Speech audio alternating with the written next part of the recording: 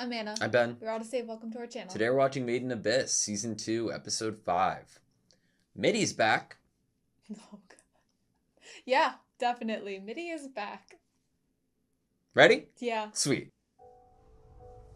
Oh, God. I don't know how to feel about this. Same voice actor, right? Oh my God.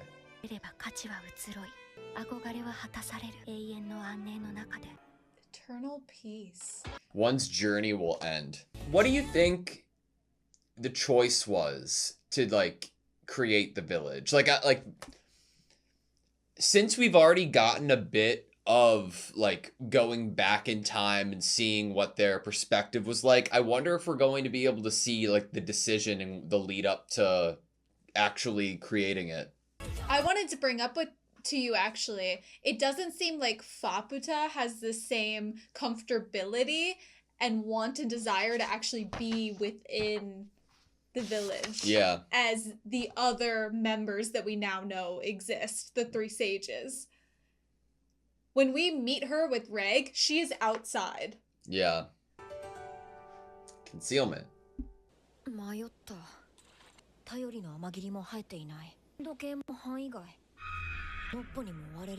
That's not good.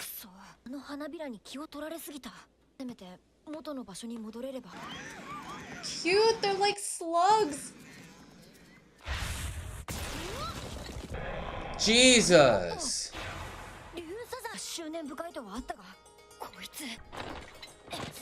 Is it trying to hurt you though? You know, like, does it remember you? Maybe it's your friend from the past. Okay, it might be trying to hurt you. Maybe you pissed him off in the past. I love how it looks. Oh my God.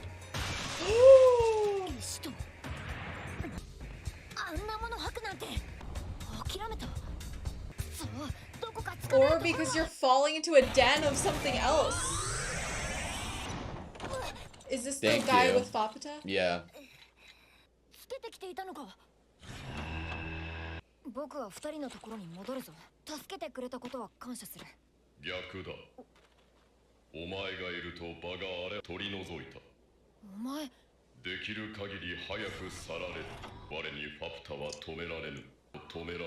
What?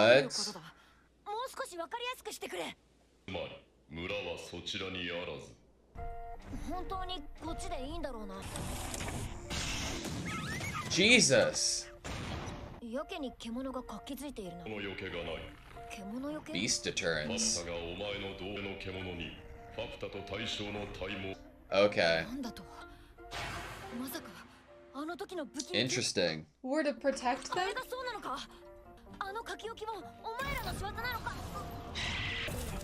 This thing is so capable.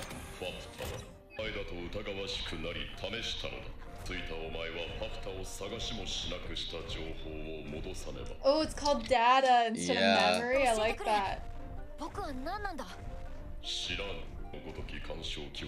Interference units.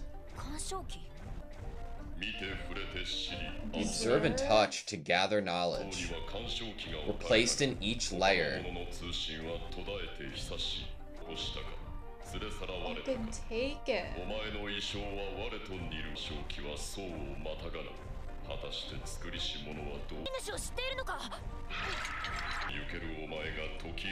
Please uncover, said Data. There's that desire to know.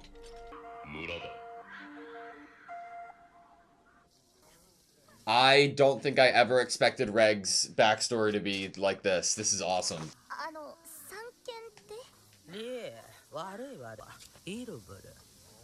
Created this village.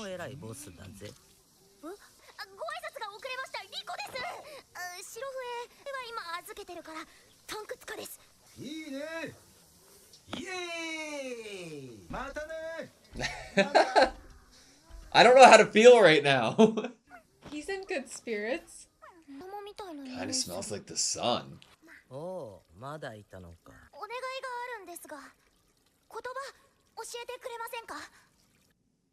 What? There's a book for it! Oh, stop. I'm sure you love this. 意味は他3割、刺激が3割ってとこだ。この村のことですよね。知ってたか？5割、あとはゆりかごが4割、母が1割。Interesting. 村、ありがとう。家目、レゾーチ。So what's Ma saying? Just saying Ma? そんだけ覚えときゃあとは Wonder how that 慣れっさ paper feels, あ Rico. りがとうございます。友達見つかっといいな。人の子は手に入れたくてしょうがなく。二人が行きそうなとこ、どこか心当たり。ああ、そうさな。Everyone wants a この human 村の child. 端っこにさ、入らない領域があるんよ。さらに奥。 Beyond even the 目の sacrifice 奥 hole. 道具部って呼ばれてる。村の連中はな、そこに行くとなんつうの的に参っちまってさ、ができねえんよ。でも君の友達なら調べに行くには村の秘密が眠ってるって話 The さ。 secret of the それじゃね。 village? Is this where the third of the three sages is? I am so happy we're seeing It Rico really explore by herself. This is amazing. She is going to meet Voiko. I think she will. 壁ずっ I thought Ma would feel beaten down. Oh yeah. どうしたの？足元全部生産のとにもしてこない。落ち着いていこう。カティ。さ、何？カチ。サイ。ハブ。 What is this soundtrack? That looks like Fueco to me. And still human? 果てじゃない。まだちゃんと人に見えるんだ。誰かと喋るの久々すぎて変なこと言ってたらその。慣れ果てじゃない。6層に人、白笛ですか？白？ごめん、自分はベロエルコからベーコって呼ばれてる。多分人。Probably a human, I think. How are you still alive? 名前つけたり歌歌ったり、6層とか白なんとかはごめん知らなくて、こんなネバネバしたとこに。 It's like she's chained up in there. I don't Yeah. like it. ナチを探してるんです。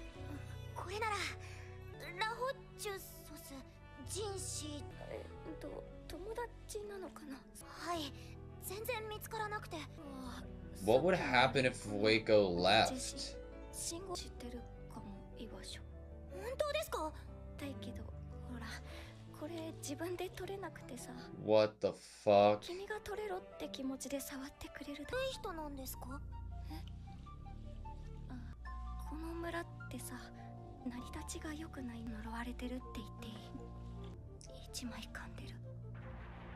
地獄の中で何もかも麻痺 In して。 hell, everything gets so dulled, and we ended up being creators of hell ourselves. もうどうにもならないのに、来るのだけは嫌だって反対して、周りに封じられて。 Because she opposed it. 自分この村を信号を通してずっと見てきてさ、うちはおぞましいけど結構悪くないとこになってるんだ。目の吹き溜まりでいびつに果てた子たちがまた失ってもなお心だけを残して営み続けてる。 Their souls remain.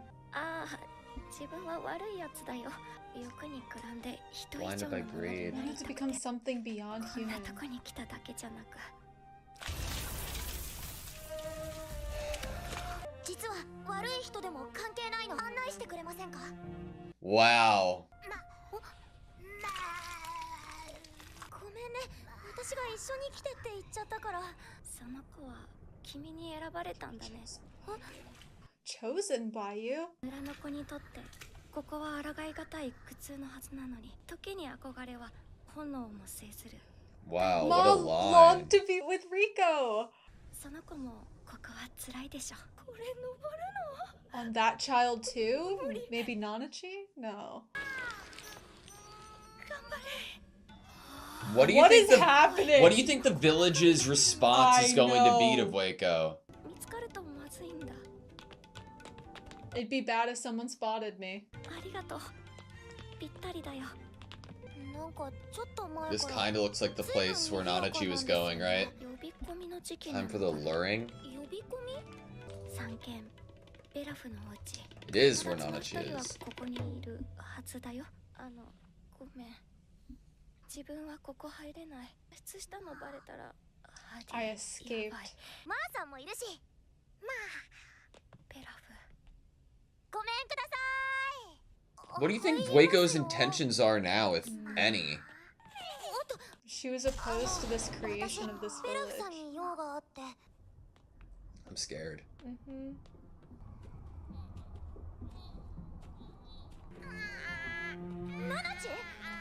Were they sleeping together? ちょっとど No. いてください。ナナチ、一体何が。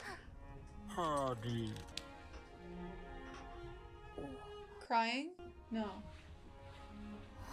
バルファの本で人の子美しいブルーソーこんにちは私ベラフお前は何をしてきたそのふわふわ Sold に themselves. さばいたそのため自分手放したふわふわななちずっとここにいるずっとここにある幸せがそんなに大事って知らなくてたちにここを教えたよナナチが白を見る目になってピティはいくら吸ってもなくならないベラフの一部なんてことないベラフにとっては言ってもでもよ傷つけないでくれミーティ買うため The same thing as if you just want to will them to come off, we could release 今は Vueco. って寝かされてるあの時一緒にいてくれた。ミーティ知ってるのかはい、ナナチの大事な私の恩人なんです。どうしたら返してくれますか。 You're a human ミーティ child. 仮面の男連れてきた黎明教の何度目かの訪問の時言いた One of his many 匂いで分かった visits. して強力に結晶化した呪 A true い immortal. での奈落の An 結晶 incarnation of the ど netherworld. うしても欲しかった来る対価もってしても譲ってもらえじゃあどうやって。払いイルブルに産んでもら Had っ her た born. 24本の手足すべて感覚器の一部還元し対価とした今でも写し取った A その時 perfect 点の reproduction Even the of Mitty. soul. それを手にするためナナチは自らのすべてを Wow. 私に何を差し出す交渉だ。考えろ。人の子供そのままってここじゃとんでもない。さすがにそれは欲張りです。左手の爪5つ今身につけてる装備。確かに欲張りすぎたじゃあそれじゃ足りないから選んでほしい両目かわしか臓腑の半分か私欲しいが欲張らない What 死 the なないよう万 fuck? 全を尽くす選んでほしい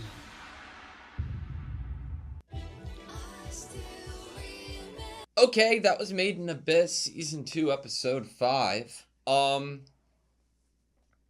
That was an amazing episode. I just want to say that right off the bat. I feel like we were given a lot. I also feel like we worked for, like, the episodes prior to this episode were feeding everything that we got here actually established. And I think that when we get things like Vueco in this episode and even Bailoff and a lot of the concepts, I think we can better understand some of the things, but also better theorize Yes, going forward. I agree with that. Right off the bat, like so we're obviously negotiating right now, Yeah. right? Like with Bailoff. That's great. That's fine.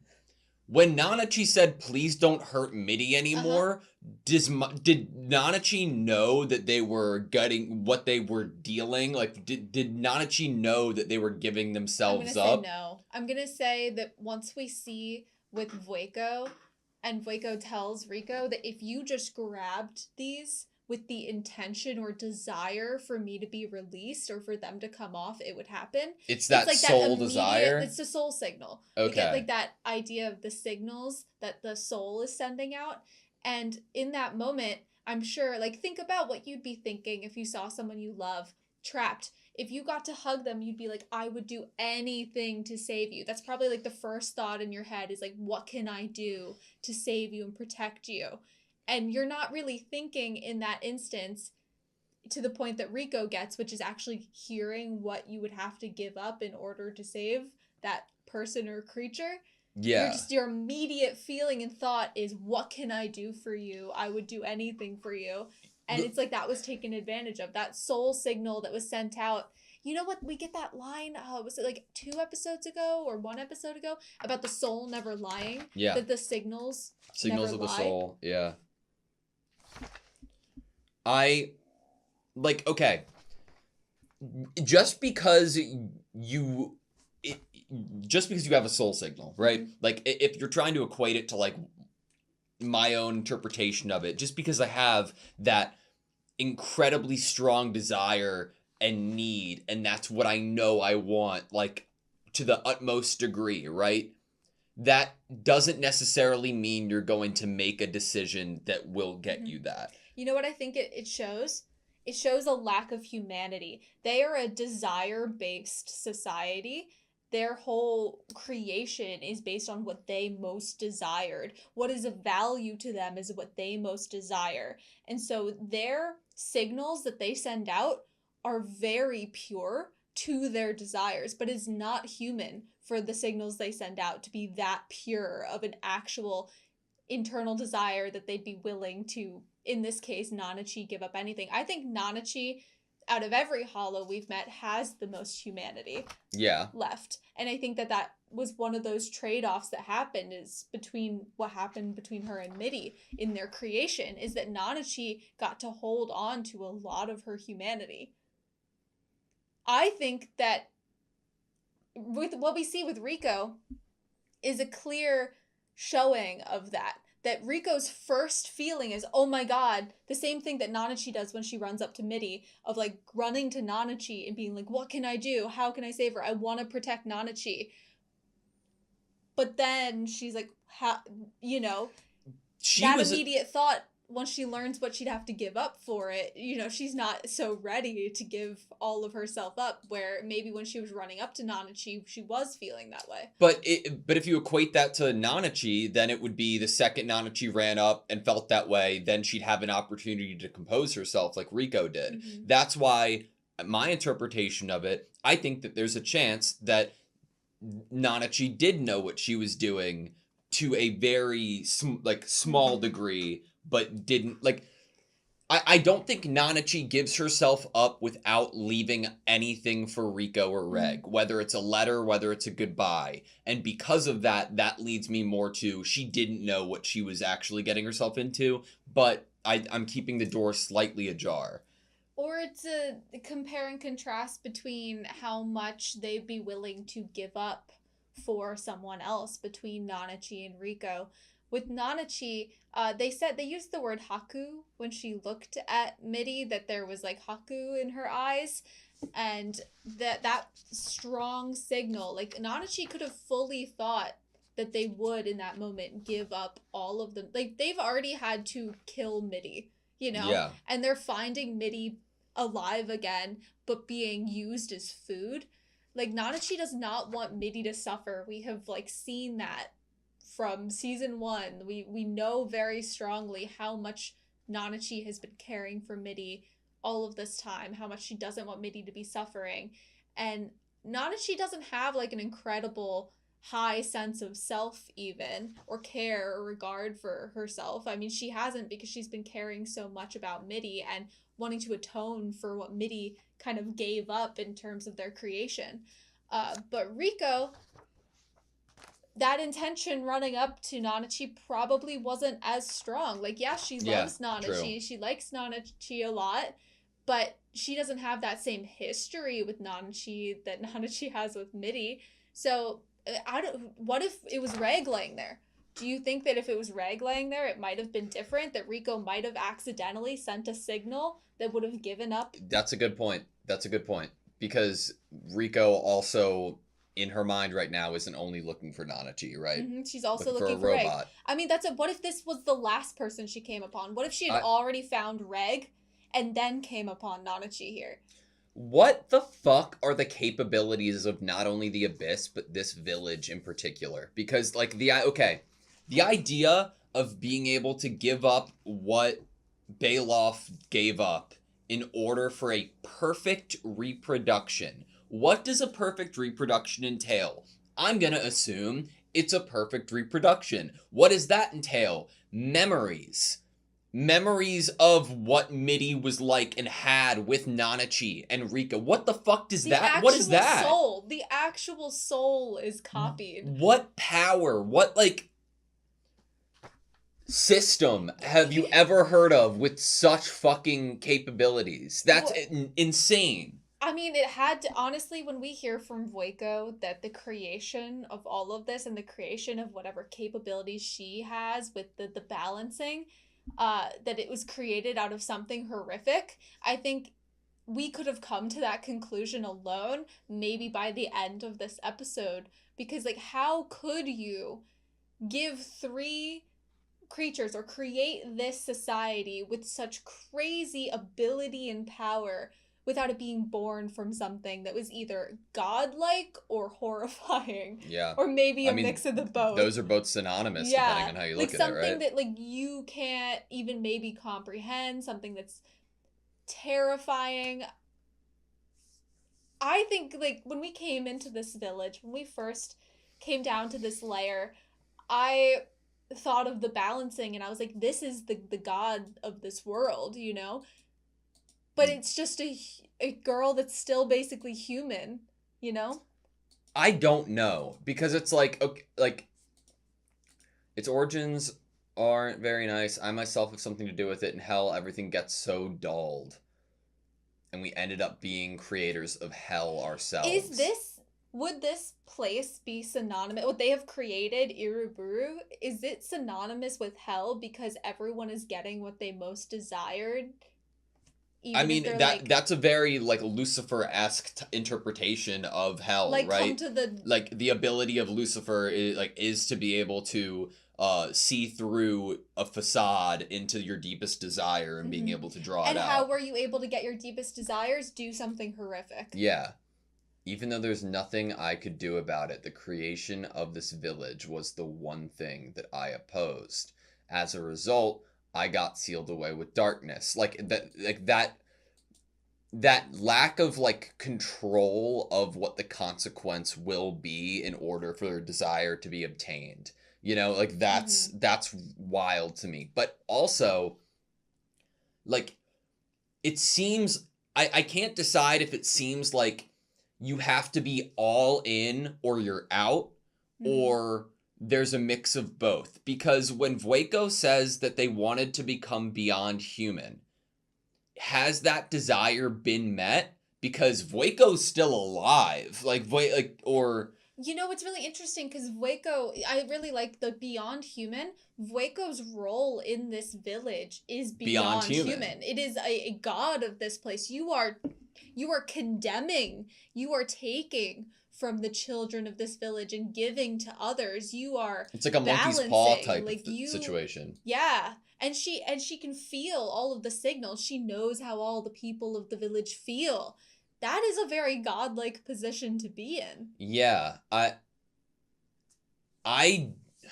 was blinded by greed and wanted to become something beyond human. It's not simply that I came to such a place.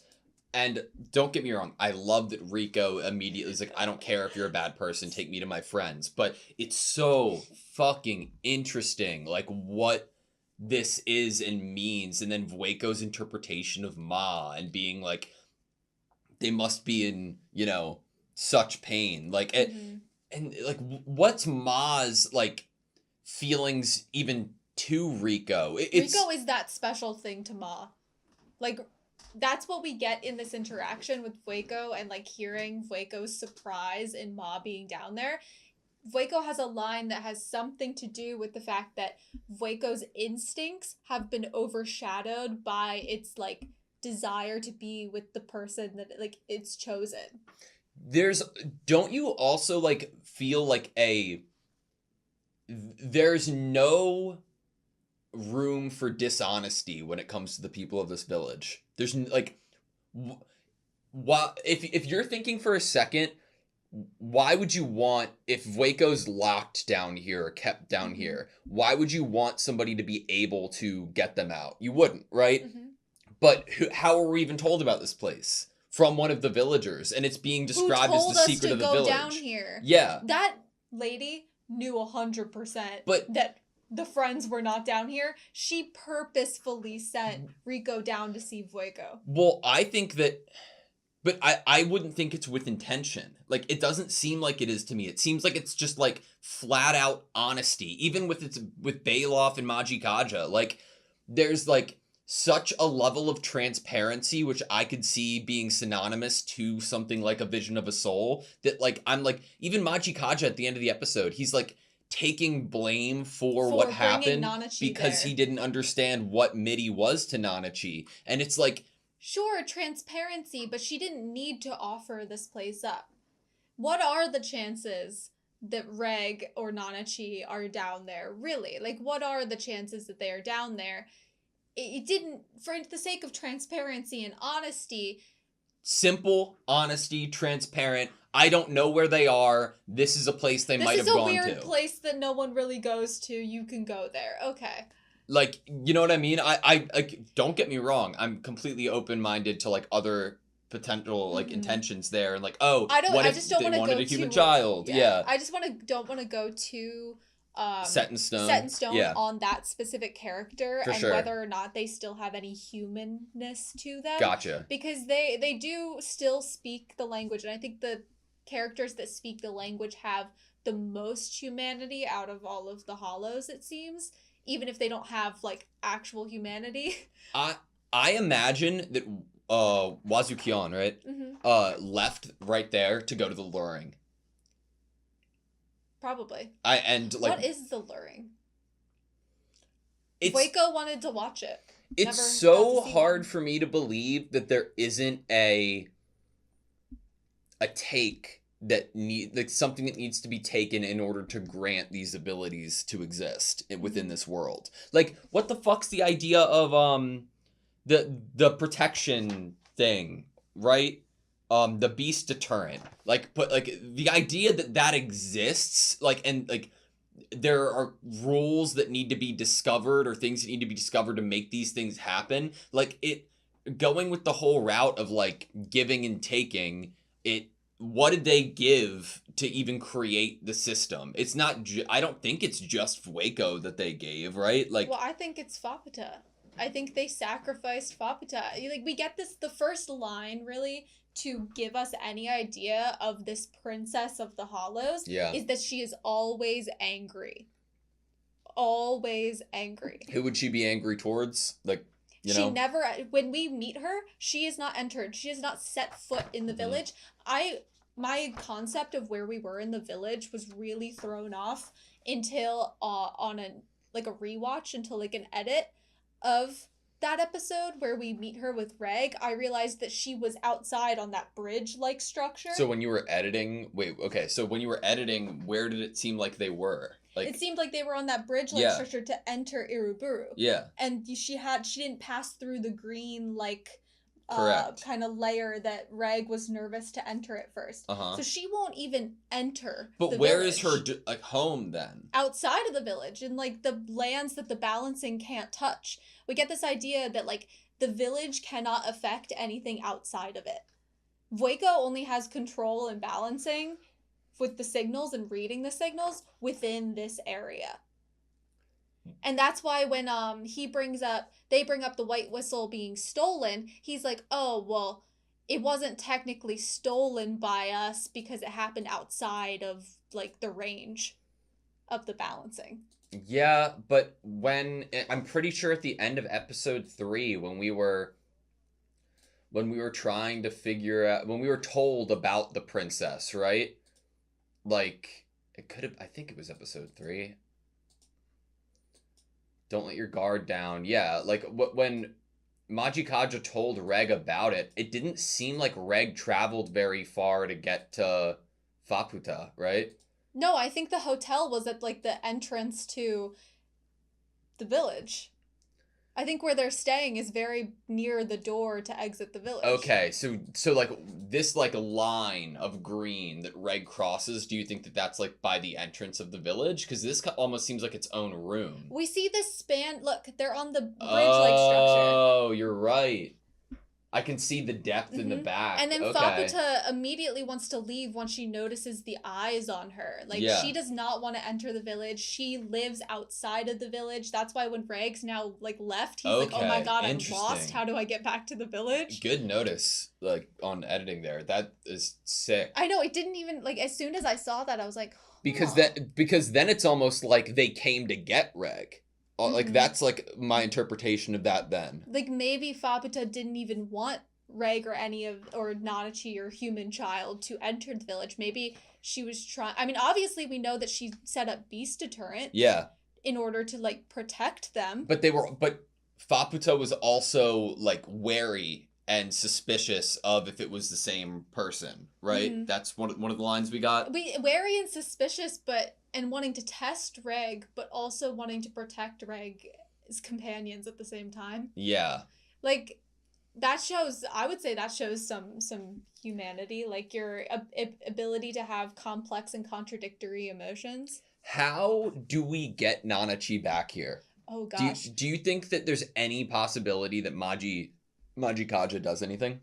I don't know what Majikaja could Offer up do. himself because he got, like, I don't know, but when we were watching it and ended, that was one of my first thoughts. Like, my only direction I'd go is the fact that a hollow has chosen Rico and Rico has chosen a hollow, and this hollow, its main desire is Rico and Rico's happiness now. We get to have that kind of confirmation of how important Rico now is to Ma. And then Ma will even go down where no hollows will go to do it for Rico, her. To be with Rico. That's such like a twisted fucking Made in Abyss thing to do, I know, though. And we're like, oh, Waco, no, it's okay. You can stay outside. I have Ma with me. Oh, That's God. where my mind is going. And okay, I all right. don't want it, but Nanachi is more important to me. Okay, shelf the Nanachi conversation now. I'm like, I don't even want to think about that. I know, because, like, I want to know what Ma means. Is Ma just its name? Is it saying something? Is it saying mom and now it thinks of Rico as its mom and then I'm gonna cry? I really, this is so wild to say, Bondrewd's one of the most interesting fucked up characters in this entire series, but, like, seeing his screen presence is so fascinating. The idea that they're bringing Mitty with them, like, what is Mitty but an infinite source of energy in some regard, right? It's the true immortal. Yeah. It's so cool because we get this idea that Nanachi is this amazing hollow that is what Bondrewd was trying to achieve through his research, but what Bondrewd also achieved in this actual balanced relationship that happened when they both, descended and then ascended, is that Nanachi's desire and love for Mitty probably in that moment was, I don't want Mitty to die. Yeah. Because Nanachi hears that all of the curse is going to go into Mitty's, so Nanachi at that time is only going to be thinking about how Mitty is going to be dying and in pain. And so Nanachi's feelings and desires in that moment are going to be making Mitty immortal. Yeah. While Mitty's are going to be on saving and protecting Nanachi and making sure she survives this and, like, flourishes. Mm-hmm. I wonder what Bondrewd's interpretation of the village is. Like, I would love to hear his voice actor talk about this. There. Yeah, It's so crazy how they did our expectations like that. Yep. All the language season 1 about getting down here is that you can't go back. But then once we get here, the language is more like, once you, like, give up your human body, you can't go back. I think I didn't even think about the idea of why would you want Mitty, right? Mm-hmm. Why would Baloff want Mitty? It's that, like, literal internal, like, it's an infinite source of food. And it's a strong value item. Mitty was created out of such an immense love that even if Mitty wasn't that strong of a food source, I feel like the value would still be pretty high just because of the value of its creation. So I think it could go either way, but I'm going to put the idea that Baloff, right off the bat, after learning that Mitty was important to Nanachi, then choosing that to be the moment of taking part of MIDI for themselves, I'm going to put that drop in the bucket of my transparency conversation of just like, oh, desire, gotta feed that desire right now. Because like with any thought, it's like,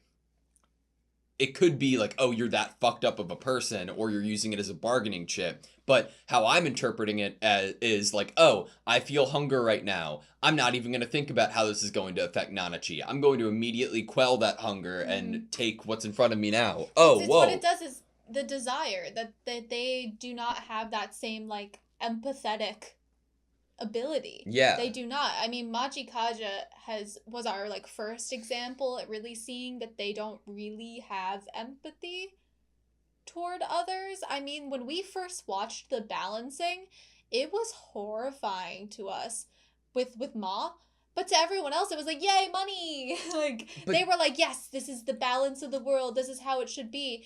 And I'm like, I'm watching this creature get torn up and crying, and their stuffed animal they love is getting shredded up, and it's like everyone else was almost like excited by the event of it, and I'm like, none of them seemed, even Rico, once Ma started getting like, once the balancing went further than I think I expected it to go, like even after the stuffed animal was ripped up, Yeah. I think even Rico was kind of like, I don't like this.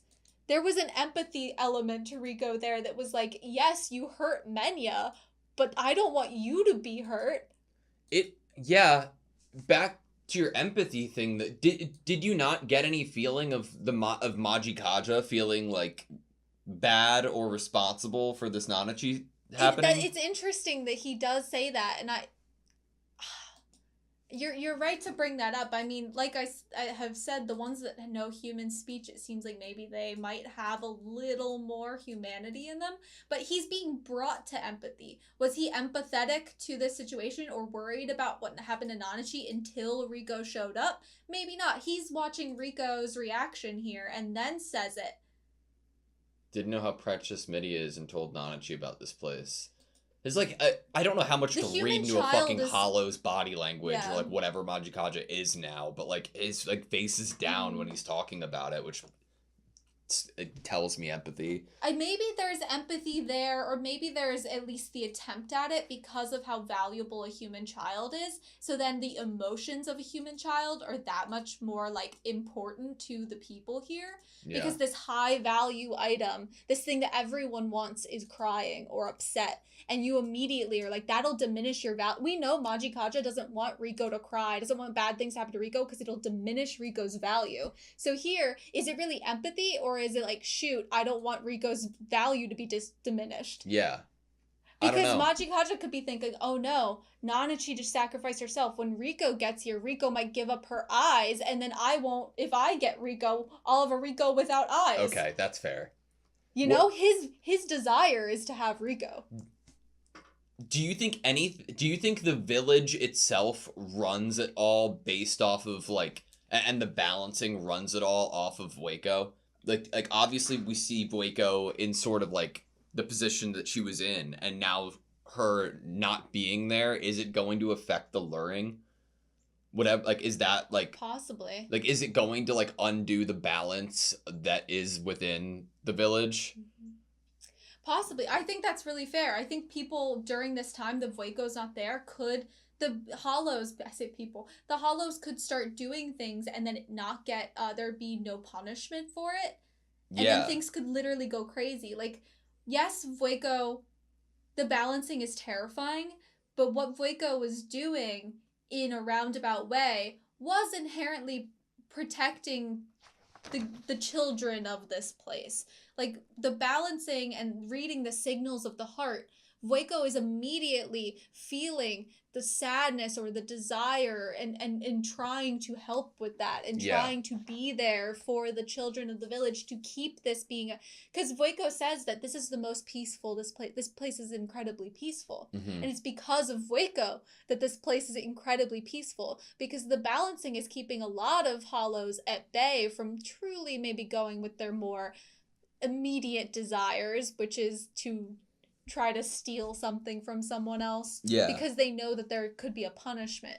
in order. It's really There's interesting. consequence. It's really interesting to have like these desire-based creatures that are also, they're being given everything they wanted or a body that they wanted, but then they can't have everything. But they it's immediately the want. lack of like thought. Like we get an example of it with Ma, like in one of the first episodes, like in introductions to Ma. Like Ma takes something and then is being like torn apart and having the things that Ma loved in front of them being ripped in front of them. It's like, I want this, and there's the lack of not thinking about what the consequence or what the currency you're going to have to pay to equal out that scale is going to be. Mm-hmm.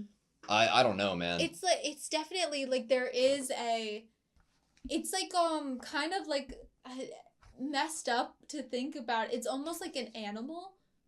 Like the amount of like awareness, or the amount of like, oh, I desire to have this treat, so I'll do this trick or something. There's something there that's like, there's a level of like understanding, like cognitive ability to understand what someone else wants of you, or what maybe is bad or good based on the person that you want to please. Yeah. And not maybe because you totally understand it. And it's really like we've taken humans and like taken it's so interesting. I had two favorite things this episode. Number one is the fact that there is an ability to learn this language. There is text about it. There are ways of writing, and Rico was like took that initiative. Rico has to be one of my favorite like main characters in an anime. I got stupid. I don't know why I got so excited just seeing her climb down like a hole alone. That felt like the embodiment of what I know about Rico that I don't see enough of, but I understand why we don't. We have a group of people for sure, but I love seeing her like just going on her own to adventure a bit. I absolutely love like, it. They, in writing Rico, it has never been skimped on or like not given attention to the fact that she is a cave raider at heart. Yeah. She is an adventurer at heart. That's never faltered. No actual adventurer is not going to want to be able to speak to the people that they are around. Like, they are going to want to learn the language. They're going to want to understand the place.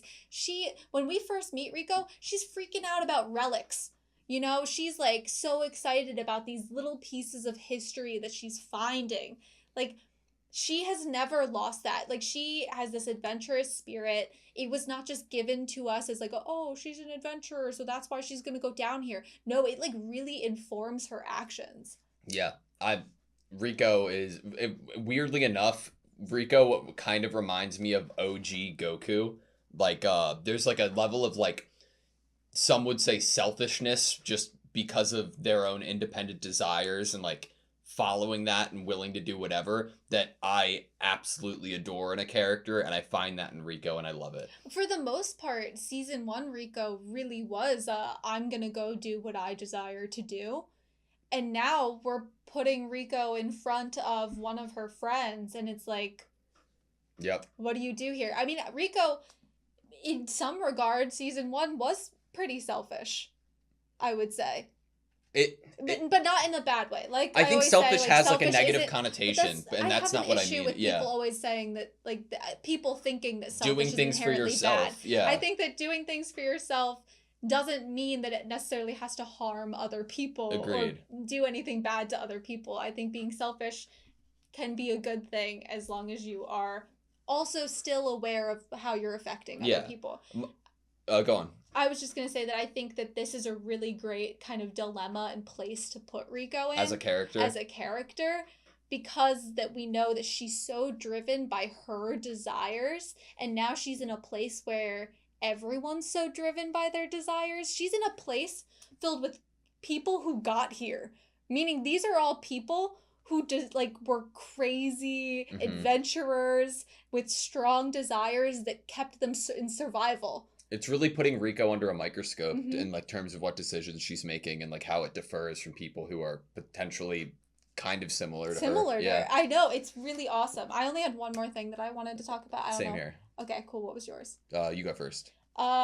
So we kind of learned more about it in this episode, but Reg and the creatures, robotic creatures like him, were here before Voiko's group were here. Yeah, that's mine too. Yep. So the robot, I'm not using like the term for it yet because that's what I'm about to go into, but starting off with like the idea of not being able to stop Faputa, which is incredibly interesting to me, and I'm like, is that the reason why you're so close to her, right? Like, or what power does she really have? But I just want to Interference. I just want to read over like the lines of dialogue we got and unpack it just for a minute because this is my favorite part, I think, of the episode. I think that we've always talked about like, oh, Reg, maybe Liza built Reg, maybe whatever. This adds so much more depth, no pun intended, to the Abyss, right? Like and what the creator could be. I have no data on interference units of your kind. Interference units. I'm an interference unit. We observe and touch to gather knowledge. It's almost like a cave raider in of itself, right? Interference units were placed in each layer. God, but transmission from the others have ceased for quite some time. So what that tells me is that, okay, it's kind of like when you're trying to understand science and people who are more specifically scientists who look towards invention and innovation, trying to completely innovate on your own is the worst possible solution or method. You have to be able to corroborate your information with other people. You have to be able to share in order to really optimize growth and acceleration in terms of discovery. The idea that these interference units at one point in time were able to transmit with each other about the information of each layer, that is such a massive piece of information to me in terms of what this creator's intentions even were in the first place, trying to understand that tells me that the person who put these interference units were trying to figure out what the Abyss is themselves. And another place to possibly go with that is these units were there before Voiko's crew, before the village Iruburu was created. So I wrote down really quick, the original balancing of the Abyss, different layers, they're disappearing. Is that why things are starting to go wrong in the Abyss? That the creator used to have a watchful eye with all of these transmissions, and now that those transmissions are gone or malfunctioning or being taken, the watchful eye on the whole Abyss is gone. I think that's very plausible, but I am on the different side of it. I think that I'm on the side of like more for information seeking. Yeah. And understanding. Yeah, and they have malfunctioned or been taken. And every piece of language we got in reference to these interference units were like, we even referred to Reg as a robot again this episode. It definitely has the mechanical, like somebody created this, type of language. Your design is similar to mine, but interference units do not cross layers, which tells me that I think Reg's an outliner by design, like an outlier by design, Your design is similar to mine, interference units do not cross layers. I wonder if we really share the same creator. Potentially not. Potentially share the same creator, but made for different reasons, with different intentions. Or I see that you're like, I see that you're creating these things for this reason. I'm going to create it for a different reason. Like as a different person would create Reg. You know who the creator is? I have not been granted that data. And one of the best pieces of information comes right after this. Like, amazing. You who can go anywhere, please uncover said data. There's a desire The desire, right? They're the autonomy. Giving this robot thing. Yeah. Like we always, we get with season 1 pretty heavy. This kind of like, okay, Reg isn't human. He's robot, but he has like really human boy feelings. Yeah. I gotta say, like we have seen a bunch of examples of how human and child Reg is. Yeah.